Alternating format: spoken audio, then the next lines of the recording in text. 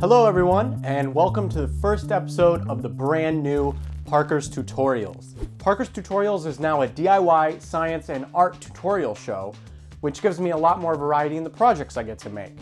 This week, we're making a tutorial on how to build a DIY TV stand that looks really cool and will last for a long time. So let's get started.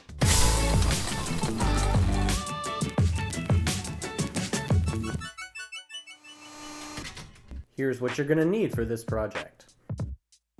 2 long boards that are 1 foot by 6 feet, 4 30-inch long, 1/2 inch inner diameter iron poles, 8 floor flanges that will screw into the poles, 32 1/2 inch screws, 180 grit sandpaper, a 1-inch drill bit, a light wood stain, and we're going to be using a miter saw for this project. Now this project was my first time using what we call a miter saw. Unfortunately, my friend Derek, while we were filming, got in the way almost all the time, so there's no usable footage of me actually sawing any wood, but that's okay.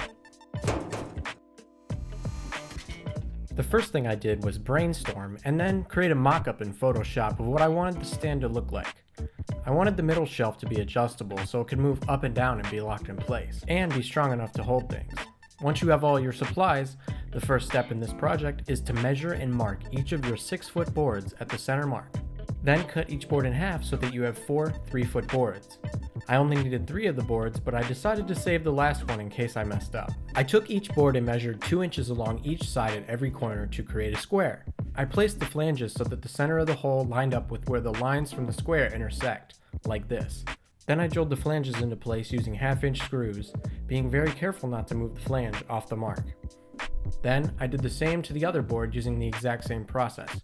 I tested out the height by screwing in the poles lightly into the flanges. I then used a drill bit that was the same size as the outer diameter of the pipe, using a line where the square intersects as a center guide. I tested the stand by threading the poles into the bottom board and then sliding on the middle section, like so. Next, I removed the poles and proceeded to sand each board using 180 grit sandpaper. I went over each board twice to ensure an even sanding job. Next, I laid down a sheet and proceeded to stain the wood in an unheated garage in the middle of winter. This stain only needed 1 coat, so I made sure to get an even coat on all of the wood.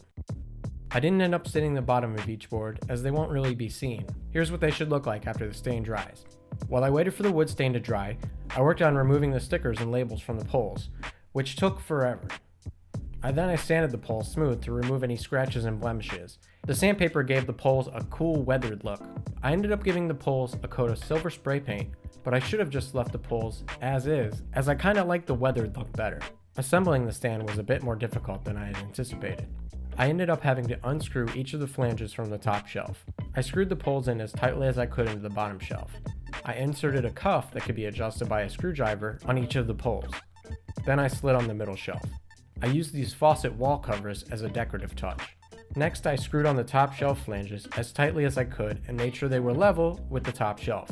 Then I flipped the entire stand upside down and screwed the flanges onto the board. Luckily, some of the holes aligned with the original drilled holes. Flip the entire stand over again and adjust each collar under the middle shelf on the poles and make sure the shelf is level. It'll help to use a bubble leveler to make sure the stand is really even.